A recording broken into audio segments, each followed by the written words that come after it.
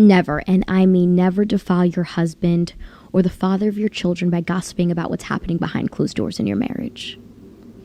To defile, and I'm going to break this down, to defile is to desecrate or disrespect something sacred. In Ephesians, it says that when we get married to become one flesh, we are now an extension of one another.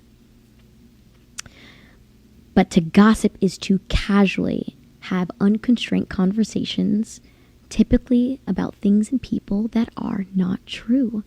And ladies, we've all been there, frustrated, angry, pissed off, even really upset, where if we're not clearly looking at the full picture, my side of the story is not the entire story.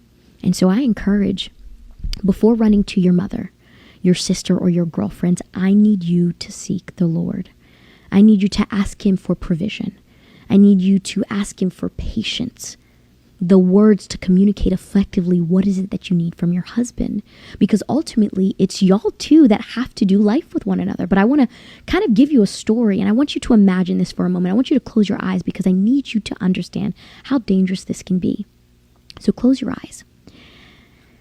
You and your husband are on your way to Thanksgiving dinner at your mother's house. You have the kids, you're so excited. They end up playing with their cousins. All the adults are eating and drinking and having a good time. And your husband begins talking about how he wants to take you and the kids on vacation by the end of the year.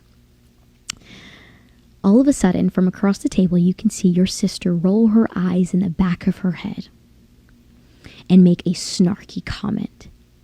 And you're like, yo, who are you talking to? You are flabbergasted at her open discontent and disrespect for your husband in front of the family. But you can't be mad. You opened a doorway for individuals to not treat your spouse with honor, despite you already forgiving them and moving on. Remember that as human beings,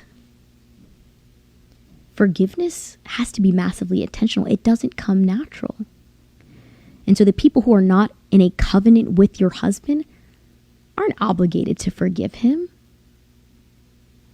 But they can easily begin judging what they do not understand. An ounce of prevention beats a pound of cure any day.